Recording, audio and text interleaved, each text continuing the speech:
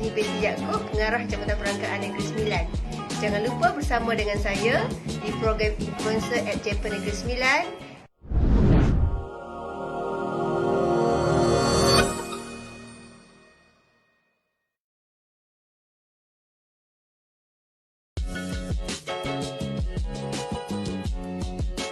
Saya Hartini binti Yaakob, Pengarah Jabatan Perangkaan Negeri Sembilan.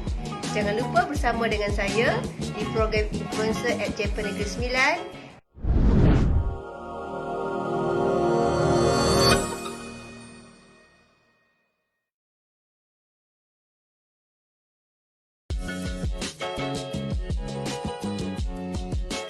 Saya Hartini binti Yaakob, Pengarah Jabatan Perangkaan Negeri Sembilan. Jangan lupa bersama dengan saya di program Influencer at Japan Negeri Sembilan.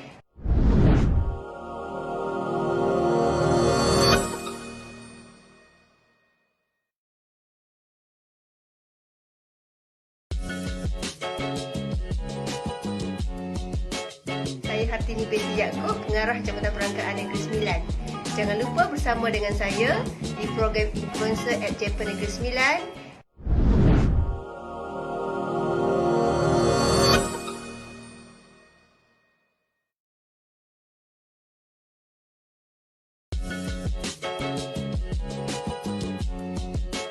Saya Hartini binti Yaakob, Pengarah Jabatan Perangkaan Negeri Sembilan. Jangan lupa bersama dengan saya di program Influencer at Japan Negeri Sembilan.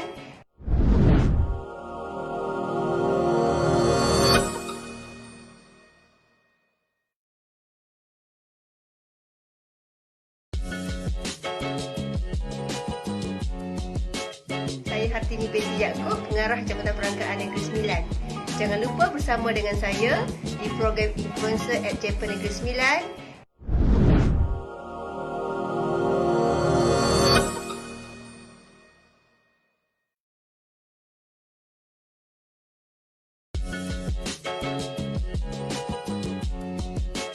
Saya Hartini binti Yaakob, Pengarah Jabatan Perangkaan Negeri Sembilan. Jangan lupa bersama dengan saya di program Influencer at Japan Negeri Sembilan.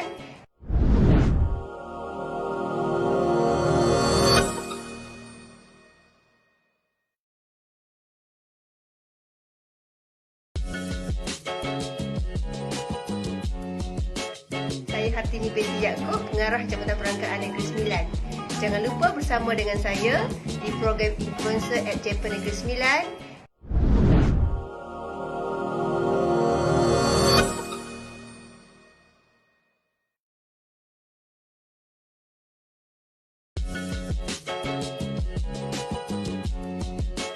Saya Hartini binti Yaakob, Pengarah Jabatan Perangkaan Negeri Sembilan. Jangan lupa bersama dengan saya di program Influencer at Japan Negeri Sembilan.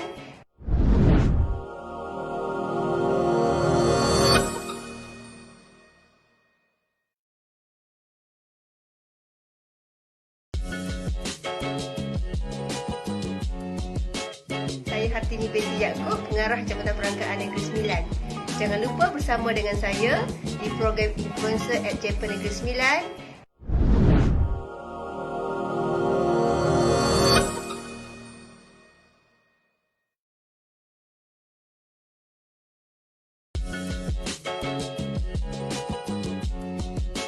Saya Hartini binti Yaakob, Pengarah Jabatan Perangkaan Negeri Sembilan. Jangan lupa bersama dengan saya di program Influencer at Japan Negeri Sembilan.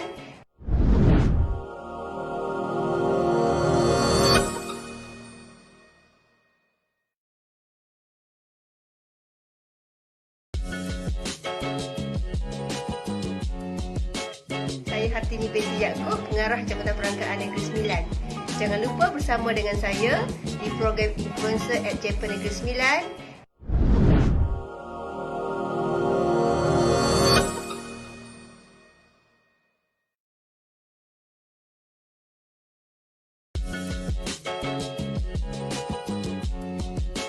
Saya Hartini binti Yaakob, Pengarah Jabatan Perangkaan Negeri Sembilan.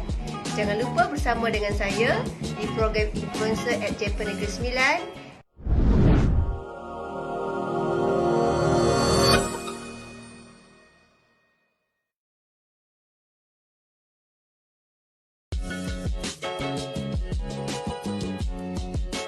Saya Hartini binti Yaakob, Pengarah Jabatan Perangkaan Negeri Sembilan.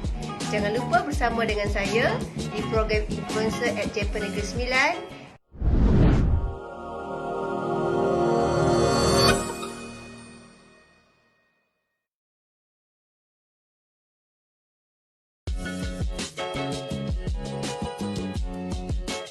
Saya Hartini binti Yaakob, Pengarah Jabatan Perangkaan Negeri Sembilan. Jangan lupa bersama dengan saya di program Influencer at Japan Negeri Sembilan.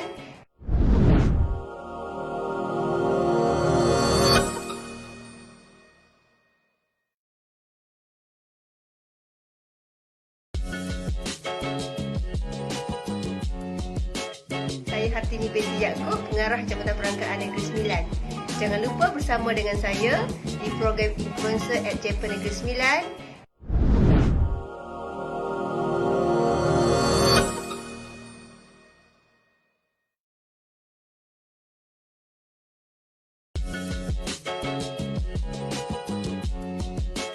Saya Hartini binti Yaakob, Pengarah Jabatan Perangkaan Negeri Sembilan.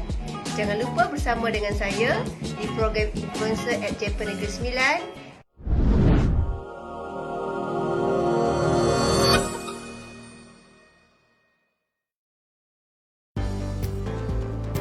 Melangkah dan terus maju, tak takut bukan pengecut, bergerak pantas semakin takkan semua. Hayungkan langkah, jangan berserah, jangan mengalah kita. Naungkan suara hingga ke mercu angkasa.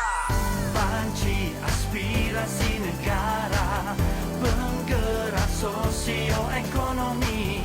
Panci tanggung jawab bersama, data anda masa depan kita. Di bandar dan desa, walau di mana saja tidak mengira bangsa. Tanggung jawab kita bekerja sama untuk tingkatkan taraf hidup. Panci semua penduduk, juga perumahan maklumat jadi matlamat. Menghitung Malaysia kita tiada ketinggalan, marilah semua. Panci aspirasi negara, penggerak sosioekonomi. Panci tanggung jawab bersama, data anda masa depan kita. Panci semua penduduk, juga perumahan demi kesejahteraan negara. Panci banyak gunanya, merancang pembangunan, marilah semua. Panci aspirasi negara, penggerak sosioekonomi. Panci tanggung jawab bersama, data anda masa depan kita. Panci aspirasi negara, merancang pembangunan ekonomi. Terima kasih kerjasama anda, ke puncak dunia masa depan kita. Melangkah dan terus maju, tak takut bukan pengecut, bergerak pantas semakin takkan semua. Hayungkan langkah, jangan berserah, jangan mengalah kita.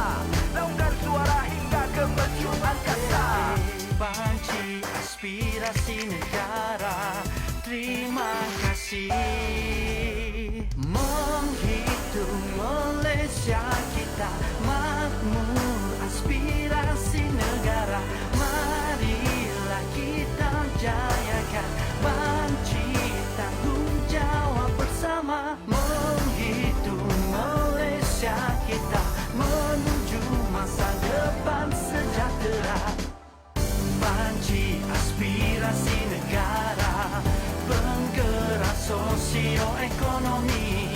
Panci tanggung jawab bersama, data anda masa depan kita. Panci aspirasi negara, merancang pembangunan ekonomi. Terima kasih kerjasama anda, ke puncak dunia masa depan kita.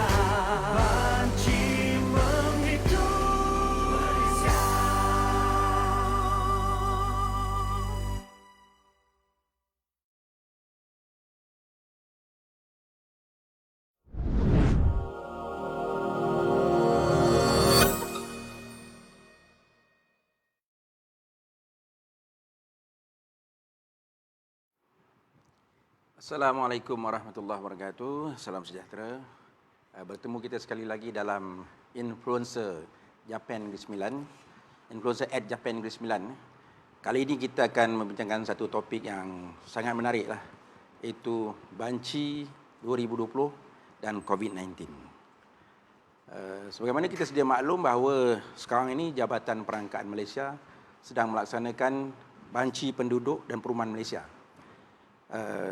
Banci ini menyediakan maklumat asas untuk memantau agenda pembangunan lestari 2030 yang merangkumi komitmen untuk membasmi kemiskinan, kesamarataan, kelestarian alam sekitar dan memastikan bahawa semua penduduk diliputi.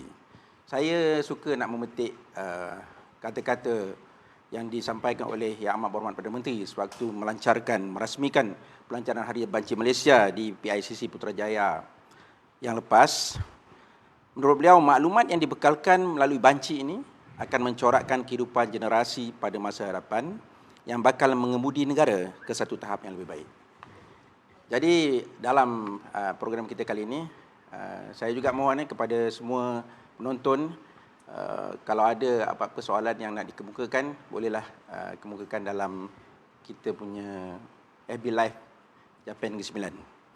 Jadi untuk bercakap tentang Banci Penduduk dan Perumahan Malaysia ini, tak lain tak bukan orang yang paling arif tentang banci ini ialah kita jemputlah hari ini pengarah Jabatan Perangkaan Negeri Sembilan, Puan Hartini Yaakob. Sama-sama kita di studio Japan Negeri Sembilan hari ini yang akan membincangkan mengenai kalau dapatlah, kalau kita sempat, kita akan bincang ke seluruh aspek Banci Penduduk dan Perumahan Malaysia ini. InsyaAllah. InsyaAllah. Jadi untuk memulakan, tadi tuan-tuan dah menonton video klip yang kita katakan sebagai promo lah, video promo Banci Penduduk Perumahan Malaysia, dan mungkin kita boleh dapat sedikit gambaran apakah yang dimaksudkan dengan banci itu. Tapi untuk lebih tuntas apakah maksud Banci Perumahan Penduduk dan Perumahan Malaysia ini, kita kemukakan soalan yang pertama lah kepada Puan Hartini. Apa banci ini sebenarnya? Apakah Banci Penduduk Perumahan Malaysia ni? Mengapa banci? Soalan dia, mengapa banci? Apakah Banci Penduduk dan Perumahan 2020? Sebab banci ni kita jarang dengar kan. Dia sebab dia 10 tahun sekali, saya difahamkan. Ya. Ada juga macam di kampung-kampung kami dulu, kampung selalu ada banci apa ni? Tanaman getah, risda. Risda dia dibuat banci untuk apa ni? Pekebun kecil. Yang tu kita selalu juga ada dengar, tapi Banci Penduduk ni memang dia jarang ada, 10 tahun sekali baru dia ada. Jadi mungkinlah kita nak refresh. Ramai yang tak tahu, ramai yang keliru apa banci ni, mengapa banci kan? So soalan kita, apakah Banci Perumahan Penduduk dan Perumahan 2020 ni? Silakan. Bismillahirrahmanirrahim. Assalamualaikum warahmatullahi taala wabarakatuh dan selamat pagi.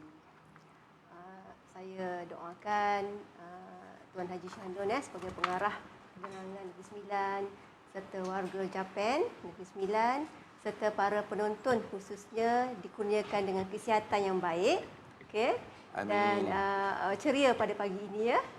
Jadi terima kasihlah saya ucapkan kepada Jabatan Penerangan Negeri Sembilan kerana sudilah menjemput kami di Jabatan Perangkaan Negeri Sembilan ni untuk menghebahkan tentang Banci Penduduk dan Perumahan 2020 yang telah mula berjalan pada 7 Julai yang lalu ya Tuan Najib. Dan sebenarnya pada 7 Julai yang lalu Perdana Menteri, Yang Amat Berhormat Perdana Menteri kita telah melancarkan pelancaran banci ini di PICC lah kan, dan dihadiri oleh pengusaha-pengusaha tertinggi dari seluruh kerajaan lah. Okey. Bercakap tentang banci penduduk ini, seperti yang Tuan Haji maklumkanlah, memang banci ini kita akan dengar 10 tahun sekali sahaja, okey. Kerana nak melaksanakan satu projek banci bukan satu perkara yang mudah Tuan Haji. Dalam masa 10 tahun itu kita telah membuat berbagai-bagai perancangan. Maksudnya apabila selesai banci 2010 nak sampai ke tahun 2020, setiap tahun tu kita lalui dengan persediaan supaya banci ini dapat dilaksanakan dengan jayanya.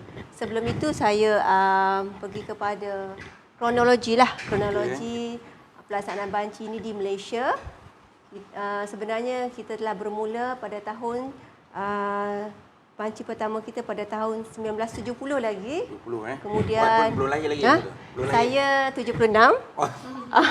Jadi belum lahir lah Belum kan, lahir, belum lahir. 70. Kemudian banci kedua pada tahun 80. Masa tu umur 4 tahun. 4 tahun. Tak tahu apa lagi lepas banci. Tu Haji dah ada Tu Haji. Saya 70 sudah ada dah. Dah ada dah. 6 tahun dah. Boleh teka lah umur berapa kan. Tapi Tu Haji pun tak faham lagi masa tu apakah banci kan. Okey, kemudian pada tahun 91, pada tahun 2000 dan pada tahun 2010. Dan ini adalah banci yang ke-6 pada tahun 2020. Okey.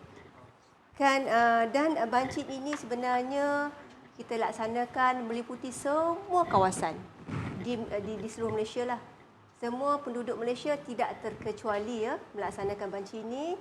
Tak kira sama ada penduduk warga negara, tak kira, ataupun bukan pekerja asing, warga, bukan negara, semuanya akan dibanci. Semua akan dibanci. Tak kiralah dia golongan bangsawan ke, sultan ke, dan siapa sahaja memang akan dibanci lah. Okey. Dan di Malaysia ni akan melibatkan dalam 32 juta penduduk. Jadi adalah satu projek yang sangat agak rumit lah untuk mendapatkan maklumat dalam masa yang singkat. Okey. Jadi punca kuasa bagi pelaksanaan banci ini adalah daripada Akta Banci 1960 disemak 1969 yang mewajibkan semua penduduk Malaysia untuk mengambil bahagian dengan menjawab soalan banci. Okey, itu ada akta, dan kita ada satu lagi Akta Perangkaan 1965 disemak 1989 yang menekankan bahawa maklumat yang diterima adalah sulit dan tidak boleh dihebahkan ke mana-mana pihak. Jadi maknanya para penonton semua tidak perlu susah hatilah kerana maklumat sebab itu ini banyak kerisauan orang ni bila dia ditanya soalan-soalan tentang maklumat-maklumat diri dia kan. Jadi kebanyakannya risau, bimbang, macam-macam lah. Ada yang kata ini maklumat yang akan digunakan untuk Jabatan Hasilan Negeri, negeri kan. Itu kadang-kadang LHDN. Jadi mereka ni tak boleh kerjasama. Betul. Itulah. Betul lah. Sebenarnya tak perlu risau kerana setiap maklumat yang kita kutip ada tujuan dia. Dalam sesi program ini saya akan jelaskan setiap variable, setiap maklumat yang kita kutip daripada anda semua, daripada penonton, ada tujuan tertentu. Kan? Kita akan sampailah ke objektif dia apa matlamat banci ni kan. Kita apa objektif banci ni sebenarnya? Mengapa susah-susah kerajaan nak buat banci kan? Nak pergi jumpa semua orang 32 juta ni bukan satu kerja yang mudah, macam puan kata sangat rumit kan. Tapi kerajaan kena buat juga kerana kita ada matlamat dia kan. Matlamat kita banci ada ni. matlamat. Apa matlamat yang ni puan? Okey. Yang penting. Okey, daripada banci ini adalah untuk mengumpul stok dan maklumat penduduk lah, termasuk maklumat perumahan sekali, untuk perancangan negara lah sebenarnya, dan untuk membuat pelbagai-bagai dasar, antaranya adalah dasar pendidikan, dasar keselamatan, dasar perumahan, kependudukan, dasar kesihatan, kewangan, fiskal dan belanjawan. Itu antara dasar yang akan dilaksanakan oleh kerajaan lah dengan mengumpulkan maklumat banci ini, Tuan Haji. Maknanya data yang dikumpul daripada banci ini sangat penting. Sangat-sangat penting. Sangat penting.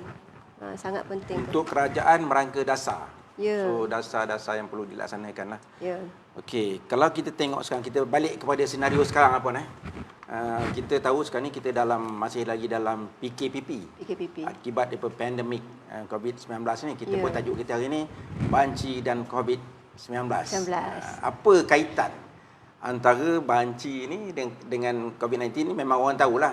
Soalan dia ialah mengapa buat banci masa COVID? Kan? Itu soalan dia. Mengapa kita buat juga banci walaupun dalam keadaan kita PKPP. Dan mungkin ada yang mungkin tanya soalan mengapa, macam mana kaedah nak buat dalam masa PKPP ni? Okey, macam ni. Okey, sebenarnya pelaksanaan banci ni kita macam saya maklumkan sebentar tadilah. 2-3 tahun sebelum banci itu adalah tahun yang kritikal juga, di mana kita telah membuat perancangan awal. Membuat perancangan awal di mana kita mengemas kini senarai tempat kediaman, senarai peta, untuk memastikan banci ini berjalan dengan lancar. Walau bagaimanapun apa yang kita rancang, Tuhan yang lebih tahulah. Tuhan lebih menentukan. Jadi kita tidak jangka apabila negara kita dilanda oleh pandemik COVID-19 . Jadi apabila dilanda oleh COVID-19 ini, maka kita telah mengubah strategi. Iaitu sepatutnya banci ni kita buat 7 Julai tu selesai terus 2 minggu untuk satu Malaysia, Tu Haji. Tapi oleh kerana berlakunya pandemik, kita terpaksa melaksanakan secara 2 fasa, iaitu fasa pertama bermula pada 7 Julai sehingga 30 September menggunakan mod e-census ataupun bancian atas talian. Digital. Okey, digital. Okey. Dan bila masuk ke fasa kedua pada 7 Oktober sehingga 24 Oktober adalah menggunakan mod-mod biasalah seperti face-to-face interview. Mana sekarang ni kita masih dalam tempoh mod digital lah sekarang ni. Sekarang ni hari ni digital lah. 15 hari bulan kan. So masih lagi dalam mod digital lah. Okey, sekarang ni saya nak menjawab kepada soalan Tuan Haji tadi. Kenapa nak buat juga dalam keadaan PKP ataupun COVID ini sedangkan kita tahu ada risikonya. Okey, macam ni. Saya ingin menarik perhatian penonton ya. Pada semasa kita dalam fasa PKP tempoh hari, kita semua berada di mana? Di rumah kan? Rumah. Daripada PKP awal sampailah PKP terakhir ni banyak fasa kita mesti berada di rumah dan memang kita bekerja tapi bekerja dari rumah. Tapi tahukah penonton bahawa pemimpin-pemimpin tinggi kerajaan kita, pengurusan-pengurusan tertinggi jabatan-jabatan kerajaan ni sebenarnya tidak berehat pun. Tidak berehat pun. Mereka ke pejabat setiap hari. Kerana apa? Okey. Kerana bila negara kita dalam keadaan yang terancam dengan keadaan begini, sebenarnya lagi banyak maklumat yang diperlukan oleh negara. Lagi banyak data yang diperlukan oleh negara. Kerana kita perlukan strategi. Kita perlukan langkah-langkah bagaimana nak menghadapi keadaan ini. Oleh kerana itu, apabila kita walaupun kata dilanda pandemik ini, banci ini perlu juga diteruskan. Kerana inilah sebenarnya adalah saat penting ataupun right time untuk kita dapatkan maklumat dalam keadaan ini untuk mengetahui keadaan rakyat kita terutama dari segi pekerjaan dan sebagainya. Jadi kita pun banyak dapat maklumat kan bila PKP ni ramai yang terutama yang bekerja sendirilah kan, yang terjejas kerana pendapatan mereka lah, kerana macam pegawai kerajaan ni dia okeylah, tak ada masalah sangat. Cuma yang bekerja yang sendiri kan, ni, yang peniaga, yang bekerja di kilang pun, yang kilang ditutup kan. Oleh kerana itulah kita perlu meneruskan juga bancian ini tapi dengan menggunakan mod yang lebih selamatlah. Dan untuk makluman Tuan Haji lah, sebenarnya banyak negara yang telah merancang untuk laksanakan banci pada tahun ini, termasuk US, Indonesia, US sebagainya. Tapi semuanya meneruskan juga. Teruskan juga. Majoriti negara meneruskan juga bancian, tapi cuma menunda dalam mungkin 2-3 bulan macam tu seperti kita buatlah. Jadi itulah kerana itulah kata kita perlu teruskan juga melaksanakan bancian ini dalam keadaan ini. Okey Puan. Kita sambil saya bertanya soalan ni, kita juga mengalu-alukanlah kita punya penonton, follower kita untuk berinteraksi dengan Puan Hartini. Kalau ada apa-apa soalan yang nak ditanyakan, saya pun ada beberapa soalan nampaknya ni yang daripada penonton kita nak tanya. Mungkin soalan ni dia berkaitan juga yang kita dah sebut tadi. Tanya dia kata, ni siapa ni? Macam kenal ni. Padma tanya. Mana hilang dah dia. Apakah foreigners juga diambil kira dalam kira banci? Saya tanya tadi kan. Mana orang asing, rakyat asing. Dan satu soalan ni mungkin berkaitannya daripada Nana Zana ni, dia kata yang gelandangan. Kan macam mana kita nak membanci gelandangan? Saya tak tahu lah orang yang bergerak ni. Dia mungkin ni pun satu juga. Orang yang bergerak ni dia pindah. Mungkin masa banci ni dia duduk di Johor. Lepas tu tengah-tengah banci dia pindah ke tempat lain kan. Dia macam gelandangan pun kita tahu dia tak ada rumah. Jadi di mana-mana dia duduk. Macam mana kita nak pastikan gelandangan pun dibanci juga. Itu soalan yang baiklah. Okey, sebenarnya macam saya maklumkan tadi, tak kira siapa, warga ke bukan warga ke, semua perlu dibanci, okey Tu Haji. Dan bila kita cakap tentang homeless ataupun gelandangan, perlu juga memang akan dibanci, tapi dia punya strateginya adalah kita akan pergi ke tempat kediaman mereka lah. Kediaman mereka di mana tu Haji? Di bawah jambatan. Macam itulah contohnya di tepi bangunan. Itu kita akan pergi pada pukul 12 malam ke atas. Dan kita pergi dengan bantuan JKM dan juga polis lah. So gelandangan ni memang kita wajib liputi jugalah. Dan apa tadi Tuan Haji kata tadi soalan yang orang bergerak ni. Okey. Orang bergerak. Yang bergerak tadi tu sebenarnya kalau kata dia berada kat satu negeri dan akhirnya pindah ke negeri lain, kita akan lihat di mana dia berada lebih lama. So kita akan banci di tempat tinggal biasa. Di tempat tinggal biasalah. Kalau dalam katakan kita kata kes macam nilah. Dia waktu dia tinggal di Johor, dia dah dibanci. Kemudian dia pindah pula ke Negeri Sembilan, masih dalam tempoh banci lagi. Waktu tu Negeri Sembilan pula buat banci. So dia tak dibanci lagi. Dia tidak dibancilah. Maknanya apabila dia telah dibanci di satu tempat, maka walaupun dia telah berpindah-pindah, dia tidak akan dibanci lagi lah. Cuma dia nak kena buktikan dia dah dibanci lah kan. Yalah. Okey, katakan pembanci datang, dia kata, "Cik, saya dah kena banci dah di Johor." So ada tak? Ada. Okey, sebenarnya saya nak sebelum saya jawab soalan itu, saya pergi kepada e-census tadi. Okey. Sebenarnya apabila kata bulan 7 ni, para penonton ni telah dibanci melalui e-census. Tak nampak bukti kat mana-mana sebenarnya. Tapi bila bulan 10 nanti, bila kita pergi semua kembali untuk membuat temu ramah kan, mungkin kita kena balik rumah yang sama yang telah menjawab e-census, sebenarnya tak perlu risau kerana dalam sistem kita, sistem banci kita akan telah ditandakan rumah mana yang telah dibanci. Maka tak ada masalah sebab kita menggunakan sistem lah. Sistem yang sepenuhnya. Sistem yang sangat cekap lah saya rasa. Sistem MyIPCS namanya. Takkan ada orang terlepas lah. Tak akan ada orang terlepas. Jadi pembanci itu sendiri pun nanti apabila dia menyelesaikan kes dia, kita boleh nampak dah berapa banyak kes yang telah selesai melalui sistem. Okey, ini mungkin ada soalan daripada, saya pun dapat soalan daripada WhatsApp ni, WhatsApp saya lah, WhatsApp group ni. Soalannya ialah mengenai peluang kerja. Sebab mereka ni kata bila banci ni, semalam saya ingat bila Datuk SUK, Pesuruhjaya Banci kan, dimaklumkan di Negeri Sembilan saja banyak peluang pekerjaan untuk jadi pembanci ni. Berapa ribu? 30,000. Tak. 3,000. Itulah. So, ramai sangat 30,000. Itulah nak tanya macam mana dari segi pengambilan. Pengambilan dan juga syarat-syarat lah. Sebab ada juga soalan tanya pada saya, boleh tak pegawai kerajaan lah. Nak jadi pembanci. Nak jadi pembanci ataupun jadi penyilih banci. Dia kata mungkin pembanci itu mungkin tak boleh. Dia kata, kalau yang penyilih banci itu, ada kemungkinan boleh tak? Mungkin boleh Puan jelaskanlah sikit. Okey. Terima kasih Haji. Sebelum tu saya nak maklumkanlah. Sebenarnya kita memerlukan untuk Negeri Sembilan kita memerlukan sebanyak 3,930 orang pembanci dan juga sebanyak 585 orang penyelia. Okey. Pembanci ni menggunakan kelulusan SPM sahaja dan penyelia menggunakan kelulusan STP, diploma dan setaraf lah. Okey. Jadi sebenarnya kita telah mengiklankan pengambilan pembanci ini di laman-laman sosial lah. Sosial. Dan pengambilan ini berlaku secara online. Maknanya apabila seseorang berminat untuk memohon, maka boleh masuk ke laman sosial FB Jabatan Perangkaan dan di situ ada link dia, boleh daftar di situlah untuk memohon sebagai pembanci. Dan juga dia sampai bila pun boleh?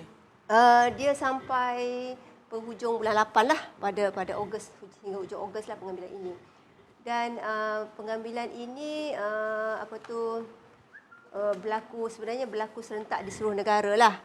Jadi kepada yang berminat tu daripada kalangan anggota kerajaan juga boleh memohon. Tapi perlu mendapatkan kelulusan ketua-jabatan lah sebab takut mengganggu dari segi bukti kerja. Maknanya kepada yang berminat tu ada masa lagi lah, ada masa untuk mohon lagi. Masa masih panjang lagi sebab baru saja dibuka.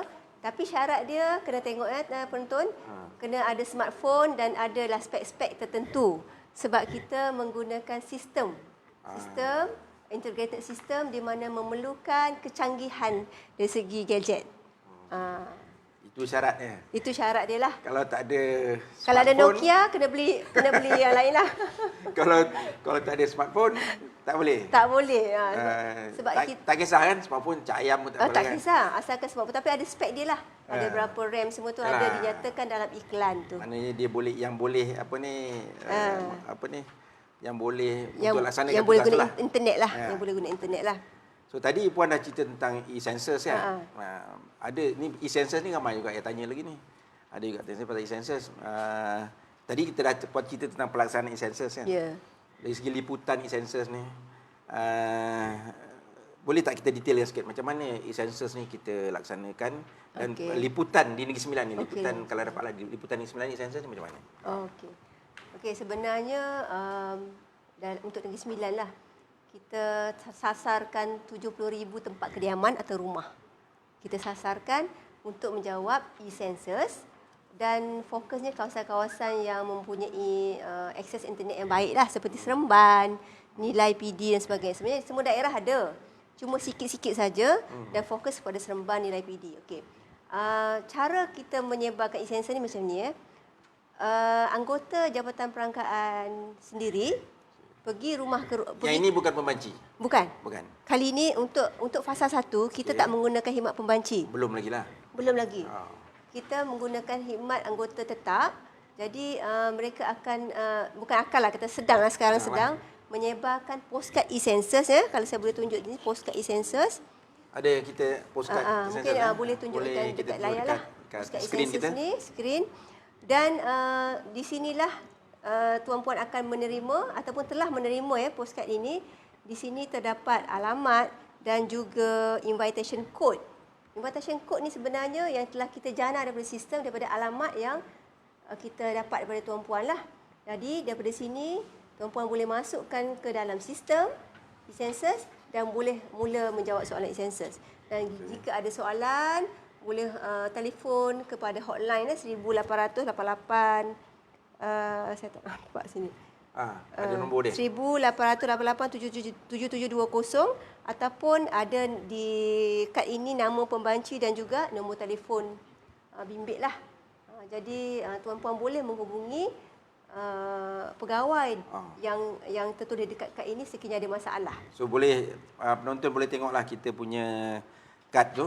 Sekarang kita paparkan kad My Census 2020 tu dan nombor dan juga ada barcode yang boleh di-scan lah. Jadi kalau ada masalah tu boleh hubungilah nama pegawai yang tertulis dekat situ lah. Ada di depan dan belakang dia dua lah.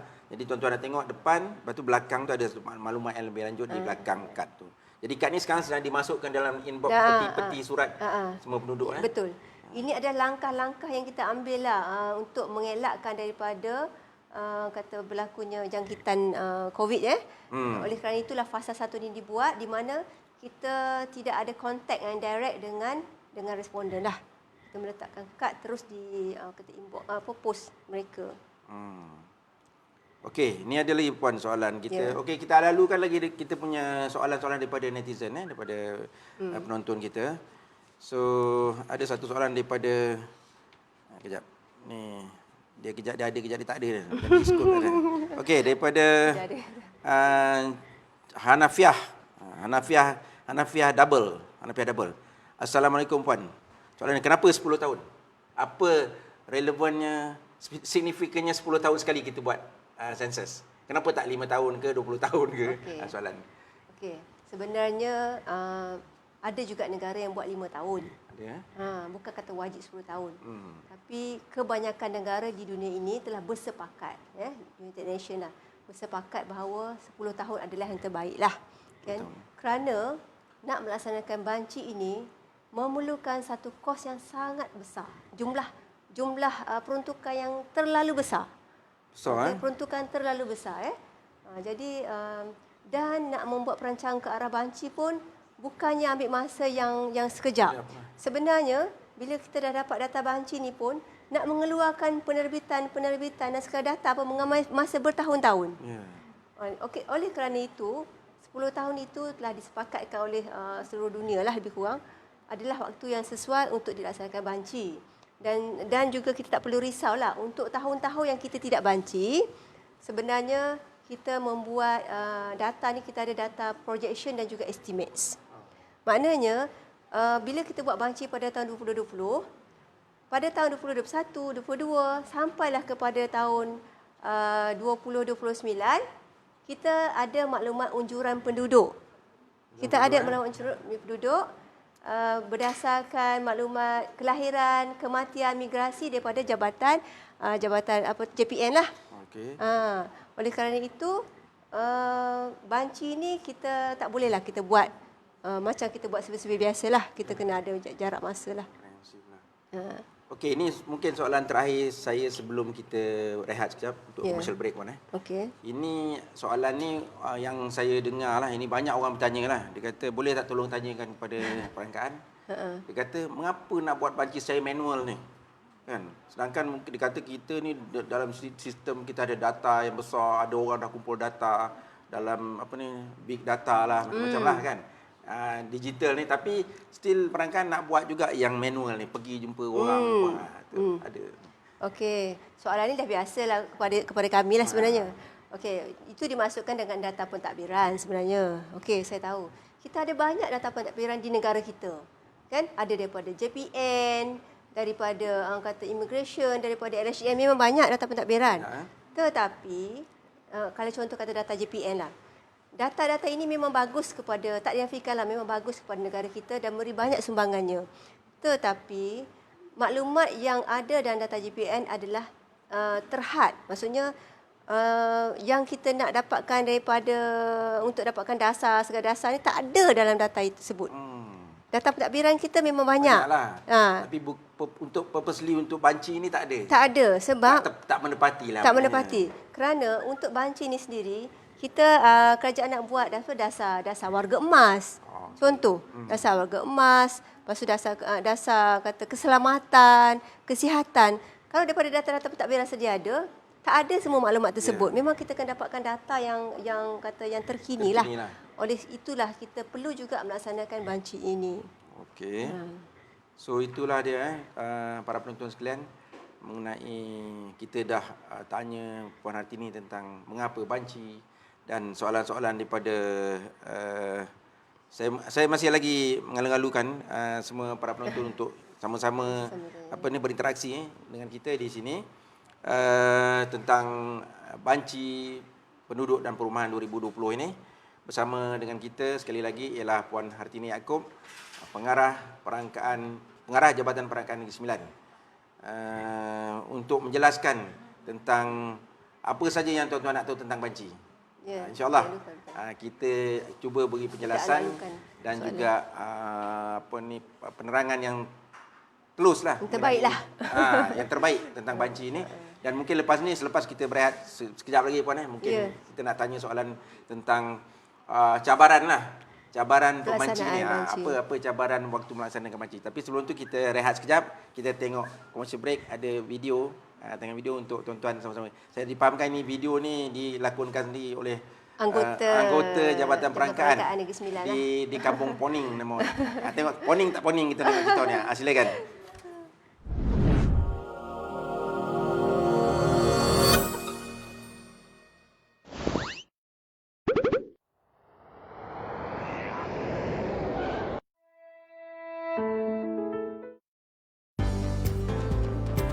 Melangkah dan terus maju, tak takut bukan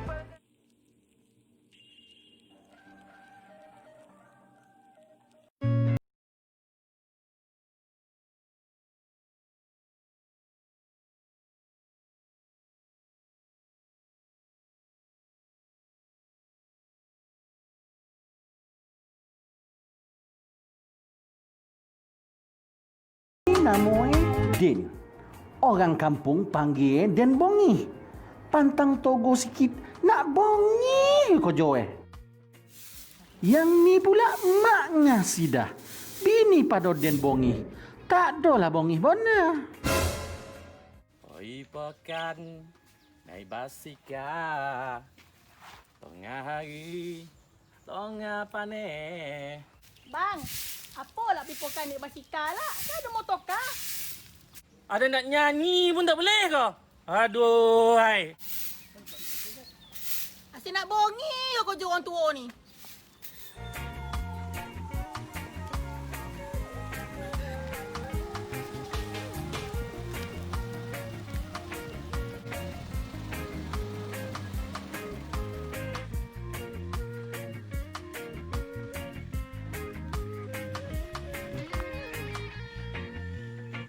Assalamualaikum. Assalamualaikum. Assalamualaikum. Ini Saffron, budak paling macho. Yang ni pula Julia, budak paling rajin. Cik, oh cik. Assalamualaikum. Orang ni tak jawab pun. Assalamualaikum. Salam. Siapa tu?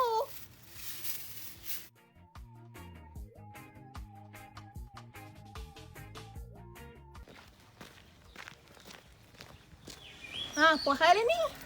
Cik, kami dari Jabatan Perangkaan Malaysia Negeri Sembilan. Kita datang ni untuk edarkan postcard banci penduduk dan perumahan 2020 ni. Oh, ya kau. Kau pergilah jumpa pakcik kau kat belakang tu. Cik sibuk nyapu penduduk semua. Mana pakcik ni tu? Kau belakang tu cari. Siapa pula tu? Apa mak tu? Cik, kami datang dari Jabatan Perangkaan Malaysia Negeri Sembilan. Kita datang nak serahkan postcard banci penduduk perumahan 2020 ni. Banci ni nak buat apa? Banci ni cik, nak kira berapa orang dalam rumah ni cik? Rumah ni aman yo, tak ada berapa orang dah. Dah, tengok ni ha. Kau cik mana tulisan ni? Dah, tengok nah. Abang, ni banci ni isi online ni Kau tak tahu kan, suruh dah adik tengok macam mana cara isi ni Naklah dah ada banyak benda ni. Honda deh, kan suruhlah diisi, pandailah dia tu Yo, kau dari perangkaan ni. Sekarang ni macam-macam orang datang ni. Iyo cik, kami ni daripada Jabatan Perangkaan cik. Mohon kerjasama cik untuk isi e-census ni untuk jayakan banci penduduk perumahan 2020 kali ni ya. Yalah, nanti acik suruh anak acik isian. Sebarang pertanyaan, pakcik dan makcik boleh hubungi hotline yang tertera di postcard ni ya. Kalau macam tu kami beransur dululah cik ya. Terima kasih banyak cik ya. Okay, Assalamualaikum. Waalaikumsalam. Itulah kisah banci legenda Kampung Poning. Ingat semua banci dah mula dah ni. Jangan lupa ya semua.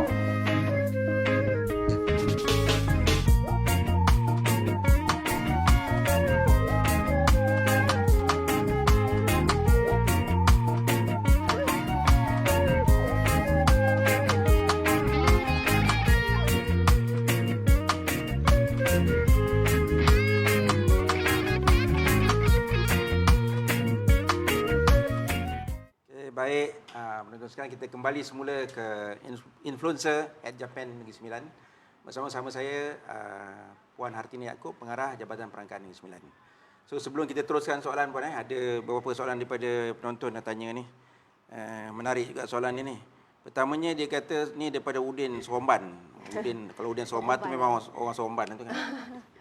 Dia kata, salam Puan, dari pengalaman saya beberapa tahun sebelum ini, kebanyakan petugas pembanci dilihat lebih cenderung dari satu kaum saja. Sedangkan penduduk yang dibanci meliputi pelbagai kaum di Malaysia. Ada tak mekanisme dari pihak Jabatan Perangkaan sendiri untuk menggalakkan kaum-kaum lain untuk memohon menjadi petugas banci ini? Kerana ia dapat mengurangkan jurang komunikasi dan kepercayaan ini antara penduduk dan petugas banci. Terima kasih Puan. Okay, terima kasih Cik Udin Somban. Dia duduk Somban Udin ni. Duduk Somban, okey. Tapi dia orang mana tak tahu lah kan. Soalan Udin tu memang baik sangatlah sebenarnya. Kerana sebenarnya kita sebenarnya memerlukan pembanci daripada pelbagai-bagai kaum. Okey. Sebab bila kita hantar pembanci ni masuk ke kampung-kampung, kalau kena di kampung Cina, memang kata kita lebih lebih baik kita menggunakan khidmat pembanci daripada golongan Cina. Yalah. Begitu juga dengan India dan sebagainya. Kerana itulah macam contoh Sabah Sarawak. Memang kita ambil kata pembanci kaum Iban untuk membanci kaum Iban dan sebagainya. Jadi saya amat galakkan di sini kalau penonton yang melihat ni, saya wawarkan di sini kata memang kita sangat ala-alukan pembanci ni di kalangan semua bangsa lah, kena ada semua India, Cina dan sebagainya. sebab senang kita nak minta berkomunikasi dengan kawasan-kawasan yang ada komuniti tersebut. Tuan Haji? Ya. Kita sangat menggalakkan lah. Sangat menggalakkan. Supaya dapat sokongan juga daripada pembanci-pembanci daripada kaum, selain daripada kaum Melayu, daripada bangsa Melayu lah. Supaya sama-sama menyertai tim banci ni. Okey. Okey Puan, kita ada lagi soalan daripada satu lagi lah sebelum saya pergi soalan kita ni. Kita netizen nak tanya satu lagi ni. Dia kata pasal gaji. Pasal gaji. Dia gaji ni biasanya kita kata dalam Islam ni yang terbaik gaji dibayar sebelum peluh kering. Sebelum peluh kering ya. Sebelum peluh kering tu kita bayar gaji lah. So yang ni kita nak tahu bila agaknya. Bila? Untuk petugas banci lah, pembanci yang kita yang dia ambil bekerja ni, bila mereka akan dapat bayaran. Okey. Mungkin ni peminat nak jadi Ya, berminat lah. Okey. Sebelum saya maklumkan bila tu, saya beritahu berapa gaji ya. Saya rasa mesti penonton nak tahu tu berapa gaji kan. Okey, untuk yang pembanci tadi, RM54 satu hari. RM54 satu hari. RM54 sehari. RM54 sehari. Adalah berserta dengan klaim-klaim perjalanan sebagainya lah. Sehari itu dikira berapa lama masa kalau kita bekerja di pejabat ni 9 jam kan? 9 jam. Samalah. Sama juga. Sama je konsep dia. Sama je. Dan untuk penyelia RM72 sehari. Tak campur lagi dengan kata klaim perjalanan sebagainya lah. Tak campur lagi. Jadi walaupun jangka masa ni kata pendek lah kan, bekerja ni mungkin kata penyelia mungkin sebulan lebih saja bekerja, pembanci dalam 2-3 minggu, tapi rebutlah peluang ni untuk dapatkan pengalaman. Ni 10 tahun sekali je Tuan Haji dapat pengalaman ni kan. Kata. Dan insya-Allah akan dibayar bila habis je banci, terus akan dibayar kepada tuan-puan lah. Jadi siapa yang berminat tu boleh mohon segera kerana kita nak dapatkan 3,930 orang pembanci di seluruh Negeri Sembilan.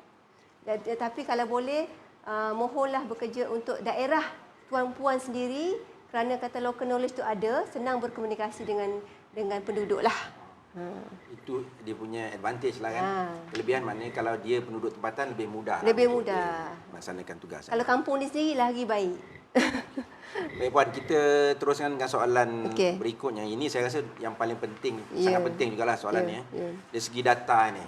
Ini selalu orang tanya lah. Dari segi safety lah. Keselamatan data dan kegunaan. Kita penat-penat bagi kerjasama dengan perangkat ni. Rakyat dapat apa daripada data ni kan? Apa guna dia untuk rakyat? Dan adakah data ni dikongsikan kepada orang ramai? Itu mungkin yang ditanya lah. Kenapa penting sangat ambil maklumat daripada kita, lepas tu apa kita dapat? Kan? Silakan Puan. Okey. Dari segi kerahsiaan data ni insya-Allah terjaminlah. Seperti saya maklumkan tadi, kita ada akta yang akan kita mempertahankan data tersebut daripada tersebar. Ada akta yang tidak boleh disebarkan oleh mana-mana pihak. Jadi tuan-puan tak perlu risau. Begitu juga dengan menjawab melalui e-census. Jangan risau dari segi keselamatan data akan terjaminlah. Okey, kita telah pastikan itu. Dan dari segi kegunaan data pula, kalau kita tengok soalan banci itu, ada soalan berkenaan dengan perumahan, tempat kediaman, lepas tu tentang ciri-ciri demografi, tentang umur, berapa, agama, etnik, taraf perkahwinan, pendidikan dan sebagainya. Okey, saya cuba pergi setiap status secara ringkaslah. Okay, kenapa kerajaan perlukan maklumat perumahan atau tempat kediaman? Nak tahu berada berapa bilik, tuan-puan duduk berapa bilik satu rumah, jenis rumah macam mana, struktur rumah macam mana. Sebenarnya kerajaan ingin memastikan rakyat ini memiliki rumah yang mencukupi, menyediakan rumah-rumah yang mencukupi, yang selesa lah kan untuk para penduduk. Itu sebab kita tanya tentang perumahan. Dan kita tanya juga tentang infrastruktur dan kemudahan di sekitar rumah tersebut. Macam contoh, ada klinik. Kalau ada klinik sekolah, jauh atau dekat dengan rumah tuan-puan. Kira macam, kalau orang tengok ni macam kata busy body lah sebenarnya. Orang mesti cakap, kenapa busy body sangat nak tanya everything kan. Sebenarnya, sebab itulah kita kena anggap macam ni lah. Negara ni macam ibu tau. Kita ni macam anak-anak. Kita cuba bayangkan. Ada tak orang nak tanya kita, orang kita tak kenal, tiba-tiba tanya, concern sangat tanya kita ada rumah ke tak? Dia nak bagi rumah ke? Contoh. Tak ada kan? Tapi kalau kerajaan, seumpama ibu kita, dia ambil berat tentang kita, nak tahu rakyat ni cukup tak perlu ada segi rumah, rumahnya selesa atau tidak. Ada tak orang yang duduk rumah tak ada bilik? Sedangkan itu dah wajib tu, rumah kena ada konsep bilik. Jadi inilah sebab kenapa soalan-soalan ini sangat detail. untuk dari segi perumahan lah. Dari segi kemudahan pula, nak kena pasti dari segi kemudahan ada tak klinik di kawasan tersebut, sekolah dan sebagainya. Okey, kalau kita pergi kepada soalan demografi pula Ini sangat menarik Tuan Haji. Contoh kita tanya pasal apakah kita punya umur, kan? Umur kita berapa? Orang dia umur ni rahsia selalu. Ayah pun nak bagi maklumat umur. Tanya umur rahsia. Umur rahsia Umur rahsia.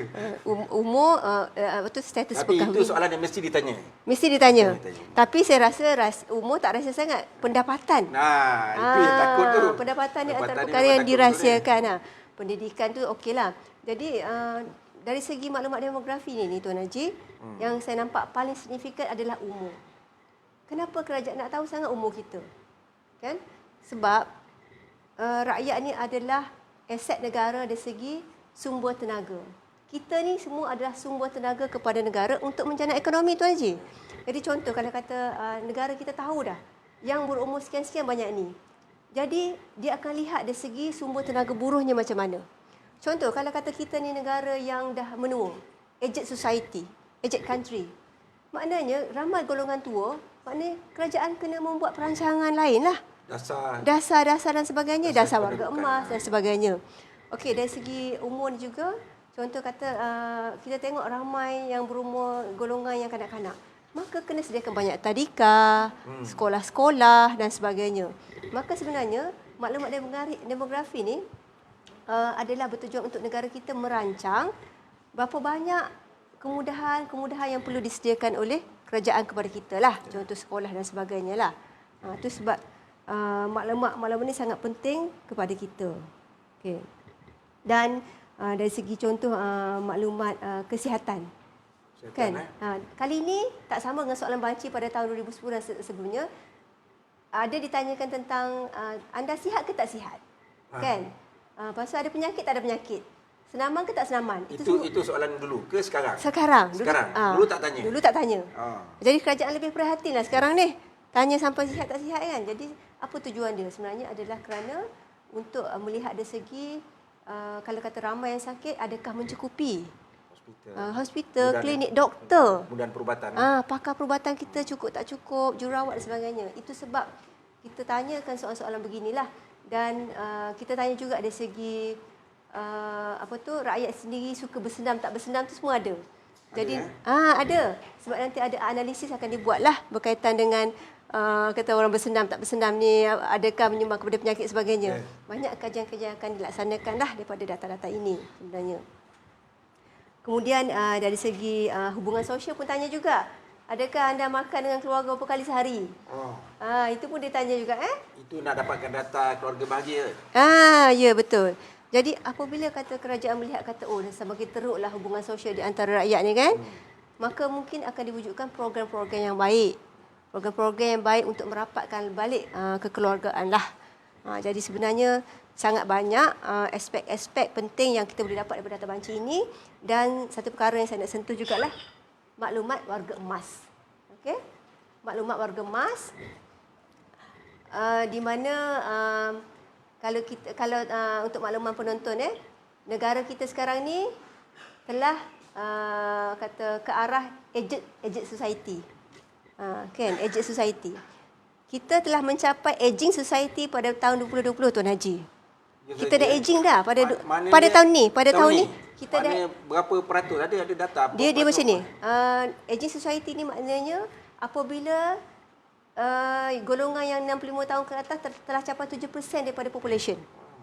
Maknanya pada tahun ini kita dah menjadi aging society dan menjelang pada tahun 2039 kita akan menjadi aged society. Dah tua. Sekarang kita menua, kita ke arah tua. Pada tahun 2039 kita akan jadi aged society.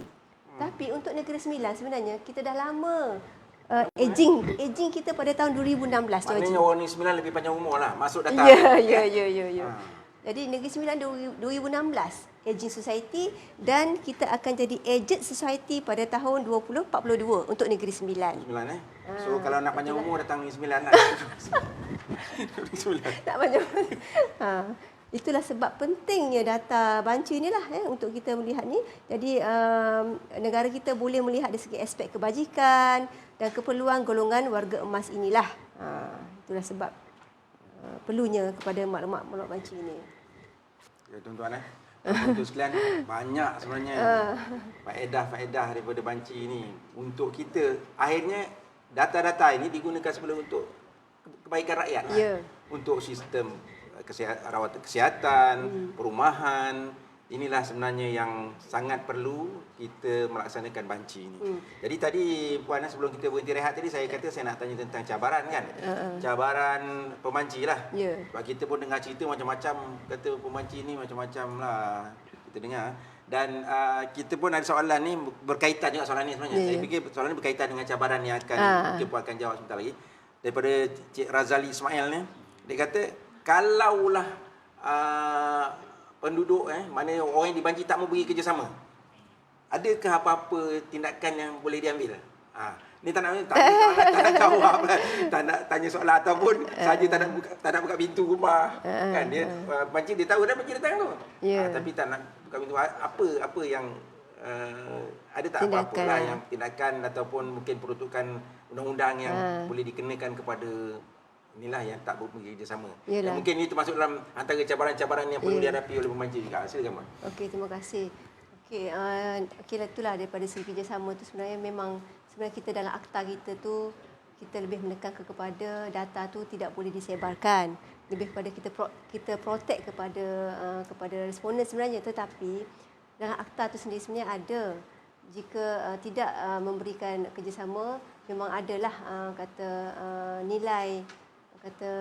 nilai saman lah sebenarnya yang akan dikenakan, tetapi negara kita tidak enforce kan. Akta tu bukan enforcement, bukan satu enforcement. Bukan penguasaan. Jadi itu oleh kerana itulah kita mohon kerjasama daripada semua penduduk Malaysia untuk dengan rela hati kan, dan ikhlas hati memberikan juga kerjasama. Sebab kita tak ada macam setengah negara tu memang dia paksa dan kena bayar saman. Kalau tidak memberikan maklumat. Maknanya negara kita belum sampai ke peringkat tu lah. Setakat ni kerjasama sangat baiklah. Setakat ini alhamdulillah kerjasama tu sangat baiklah. Cuma ada segelintir kecil saja yang tak memberikan kerjasama lah sebenarnya. Okey, dari segi cabaran tu Haji. Okey, cabaran ni ada saya segmenkan pada dua keadaan lah. Untuk fasa 1 ni bila kita buat e-census, cabarannya adalah dari segi pembanci tu kita belum menggunakan khidmat pembanci.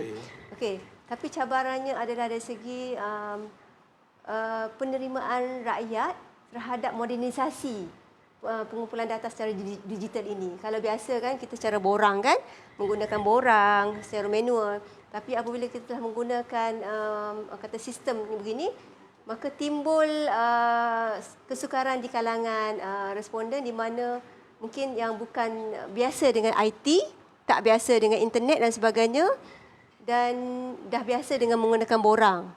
Dan satu lagi mungkin rasa risau maklumat yang dimasukkan ke dalam online tadi akan tersebar, akan hackers dan sebagainya. Jadi itu antara cabaran kita lah. Itu antara kebimbangan yang selalu kita dengar lah. Mereka tak mahu ni nak bagi data peribadi dalam online ni secara digital ni kerana dia takut ada hackers, orang boleh tarik data kita untuk kegunaan yang mereka lah. Okay, cabaran yang kedua dia penggunaan online tadi adalah bila kita pergi ke rumah-rumah yang warga emas macam saya kata tadi, Negeri Sembilan ni dah jadi aging society.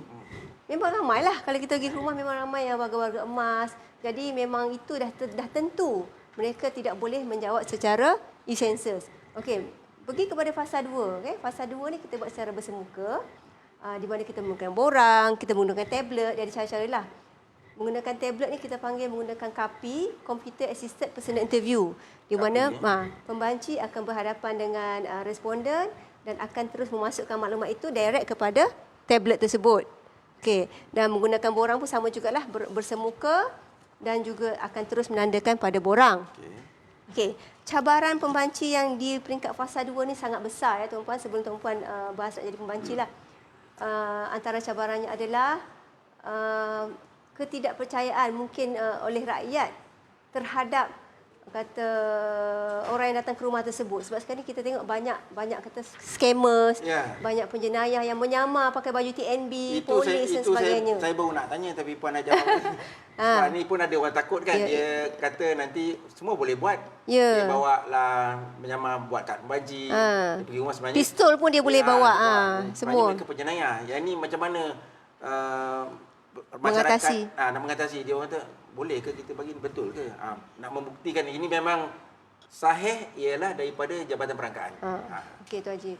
Okey, pembanci kita pada bulan 10 nantilah dia akan datang ke rumah Tuan Puan membawa surat iringan dari satu surat iringan yang ada nombor telefon di situ, hotline sebagainya dan membawa kad pengenalan pembanci. Okey, di samping ada kad pengenalan yang peribadi ni dia ada satu kad pengenalan pembanci dan di situlah Tuan Puan boleh mengenal pasti bahawa mereka adalah pembanci atau tidaklah.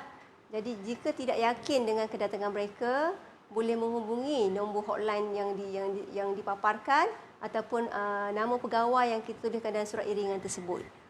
Jadi insya-Allah kita akan entertain lah. Maknanya jangan bimbang lah. Tapi kena berhati-hati jugalah. Kena berhati-hatilah. Sebab mungkin penjenayahan ini mungkin menggunakan peluang ini kan. Untuk melaksanakan. Dan satu lagi Tuan Haji, biasanya kita tak akan masuk ke rumah. Tak masuk biasa tak? Kat luar. Kita biasa akan berada di luar Kalau rumah. dia nak masuk confirm bukan pembanci. Kalau tiba-tiba dia nak masuk tu, itu dah satu perkara yang pelik lah. Sebab orang kami ni walaupun kata di offer masuk ke rumah minum air pun kadang kita tak apa. Kita memang berada di luar lah sebenarnya macam itulah. Kita tak akan masuk ke dalam rumah. Puan, ini kita raikan lagi ni daripada netizen kita, daripada penonton kita. Soalan mungkin ini agak teknikal sekali ni. Nana Zana, dia kata saya dah terima postcard banci di rumah. Saya juga telah menerima nombor ID melalui email. Adakah saya perlu gunakan dua kod atau satu je? Okey. Menggunakan Puan boleh ambil salah satu saja kod yang diberikan tu. Seeloknya boleh gunakan daripada postcard banci pun bolehlah. Daripada yang diterima tu telah tertera nombor kod banci, boleh terus masukkan di situ. Guna salah satu sahaja. Salah satu saja. Sekiranya perlu mungkin ada lah. kesilapan teknikal lah. Sekiranya berlaku kod tu berbeza, boleh hubungi segera kepada nombor yang kita bagilah. Hotline banci. Ini berkaitan juga dengan soalan-soalan yang dikemukakan dalam borang lah. Berapa jumlah soalan, Puan? Jumlah soalan. Okey, kita ada 108 soalan. Okey, tapi tuan puan jangan risau bukan kita jawab 108 soalan tu. Tak jawab semua lah. Tak, kalau kita bukan warga emas, tak jawab soalan tu. Tidak berkaitan lah. Tidak berkaitan. Kalau kita bukan kanak-kanak berusia 10 tahun ke bawah, tak jawab soalan tu. Jadi maknanya soalan tu sebenarnya tak ada sepanjang itulah untuk kita jawab. Cuma jumlah soalan tu 108. 108 soalan. Tapi tak perlu jawab semua. Tak perlu jawab semua. Nanti nak jawab 108 banyak ke? Jawab semua soalan tu jadi macam apa? Borang dah jadi borang yang ni lah, borang reject lah. Sebab semua kan. Ya, tak relevan. Tapi dalam sistem kita tu, kalau kita buat online automatik bila dia dah jawab bahagian yang tak kena-mengena dia akan blurkan lah. Kita tak akan jawab. Itu yang bagusnya kita buat online lah. Seterusnya kita nak tahu jugalah. Sekarang ni kita dah 7 Februari kita dah mula. Ya. Dah mula banci. Tapi mungkin masih ada lagi kot masyarakat yang belum lagi dapat maklumat tentang banci ni. Ada juga kadang-kadang dulu macam saya selalu cerita tentang waktu COVID-19, sekarang pun masih ada COVID-19 ni, hebahan tentang orang tak boleh keluar rumah, minta penduduk duduk di rumah kan. Tapi bila ada masyarakat, segelintir masyarakat yang ditangkap kerana melanggar peraturan ini, bila ditanya oleh pihak berkuasa, dia kata kenapa keluar rumah? Dia kata kami tak ada maklumat. Ya, ada. So mungkin banci ni mungkin orang datang, ni apa salah nak buat banci ni, saya tak tahu pun. Jadi macam mana Jabatan Perangkaan dari sebaran maklumat lah. Sebaran kita. Mungkin ini salah satu lah kan. Dan kita buat live dan juga nanti mungkin kita ada juga video. Jabatan Penerangan pun banyak membantu Jabatan Perangkaan untuk melaksanakan kempen kesedaran tentang adanya banci ni. Nanti kita boleh roll video di akhir kita punya program ni. Tapi mungkin Puan boleh jelaskan lain-lain mode yang digunakan lah untuk publicity lah. Publicity banci ni. Okey, untuk publicity banci ni kita menggunakan beberapa pendekatan lah.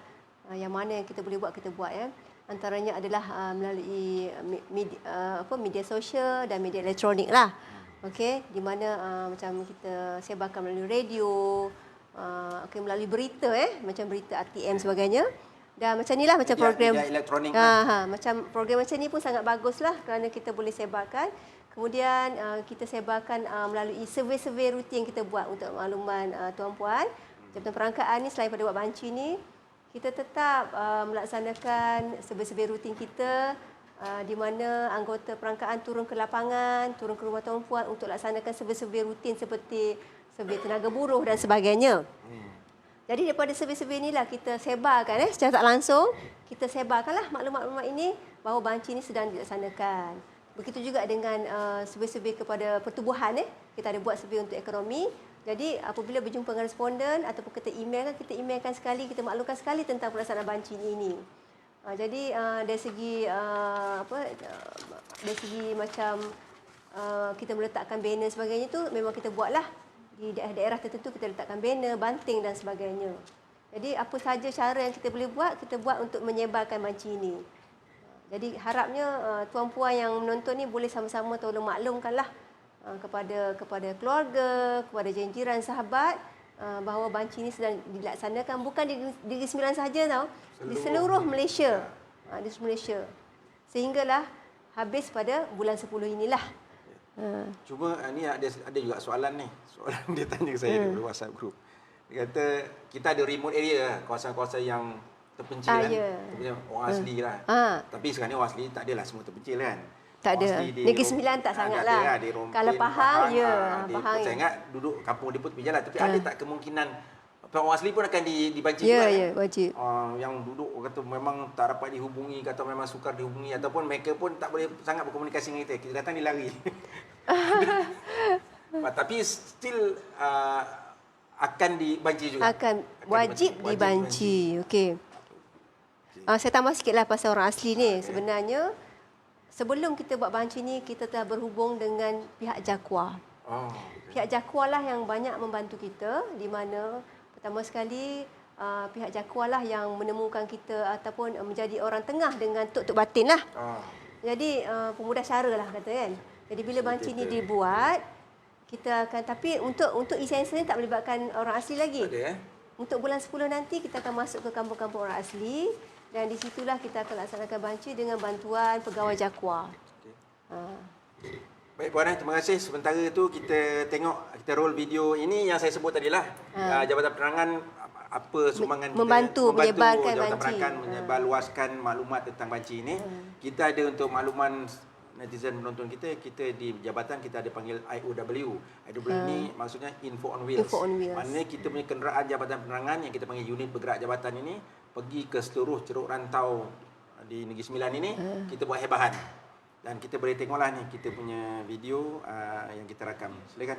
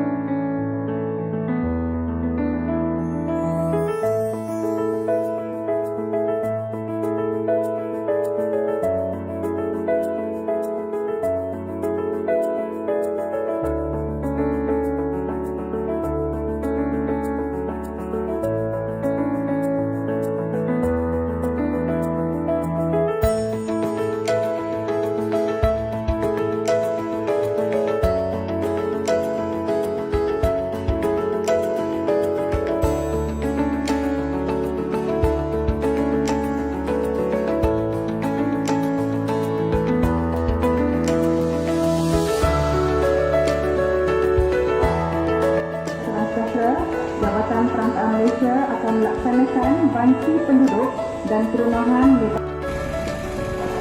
Assalamualaikum dan salam sejahtera. Jabatan Perangkaan Malaysia akan melaksanakan banci penduduk dan perumahan melibatkan dua fasa. Fasa pertama akan akan diadakan pada 7 Julai hingga 30 September 2020 dengan kumpulan data secara asas talian iaitu e-census dan talian atau e-census dan fasa kedua 7 Oktober hingga 20 Oktober 2020 dengan pengumpulan data secara bersemuka. Maklumat banci ini adalah penting kepada pembangunan dan berikutan dengan pandemik 19, pelaksanaan banci penduduk dan perumahan 2020 akan dijalankan secara dua fasa. Fasa pertama, 7 Julai sehingga 30 September. Maklumat bancaan ini adalah penting pada pembangunan negara. Maklumat yang diberikan terjamin kerahsiaannya di bawah Akta Banci 1960. Berikan kerjasama anda. Keterangan lanjut sila hubungi www.mycensus.gov.my. Dan puan-puan, Jabatan Perangkaan Malaysia akan melaksanakan banci penduduk dan perumahan melibatkan dua fasa. Fasa pertama bermula pada 7 Julai sehingga 30 September 2020 dengan pengumpulan data secara atas talian e-census dan fasa kedua 7 Oktober sehingga 20 Oktober 2020 dengan pengumpulan data secara bersemuka. Maklumat banci ini adalah penting pada pembangunan negara. Maklumat yang diberikan terjamin kerahsiaannya di bawah Akta Banci 1960. Berikan kerjasama anda.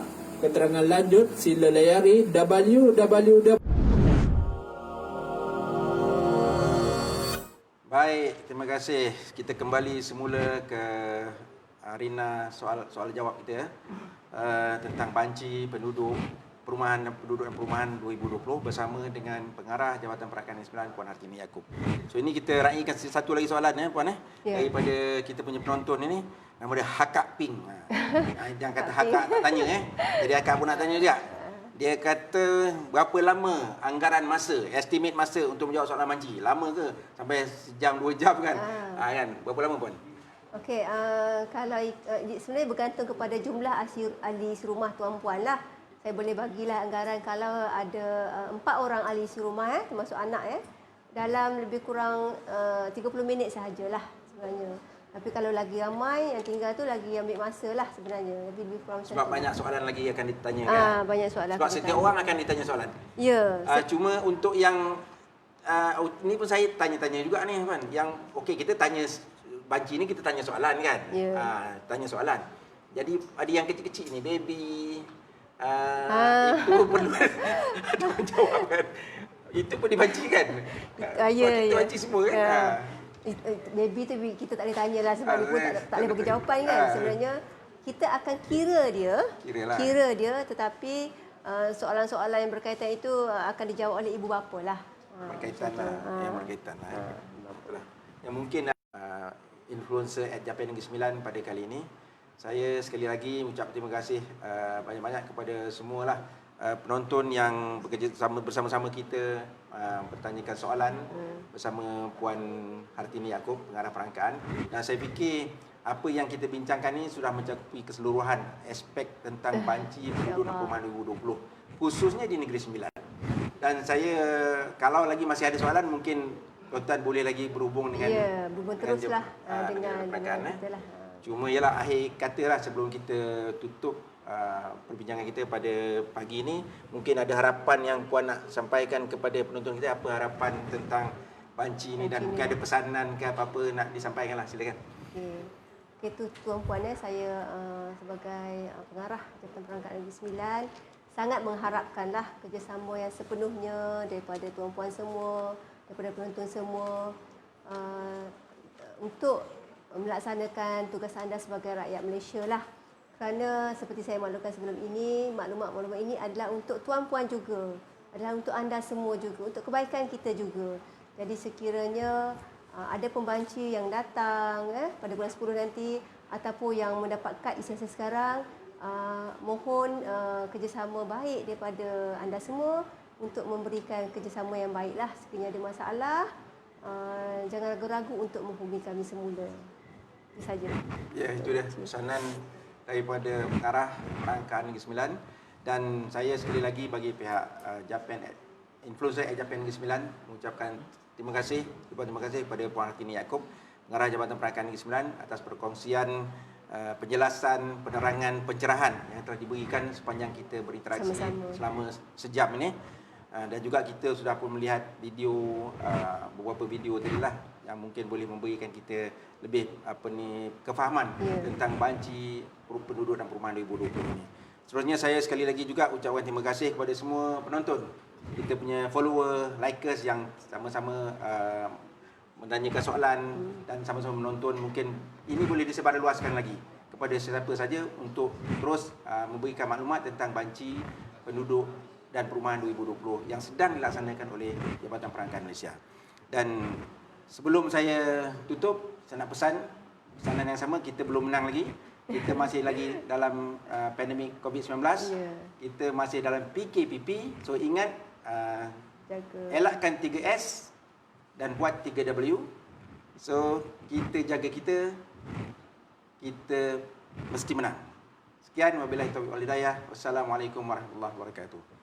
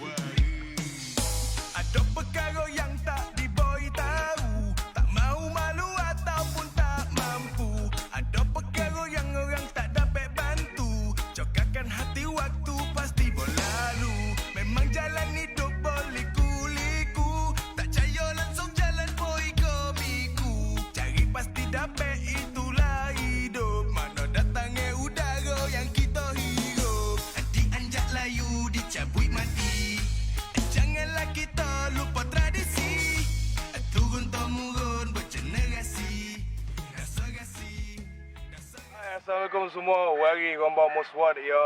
Apa khabar wari-wari Dan? Saya nak gombang ni. Banci penduduk dan perumahan 2020 akan dilaksanakan mulai 7 Julai 2020. Kau tak silap Dan lah. Kau nak guna cara online pun boleh, telefon pun boleh, pegawai datang rumah pun ada. Kau nak tahulah. Tanya dulu, jangan gombang mandai-mandai.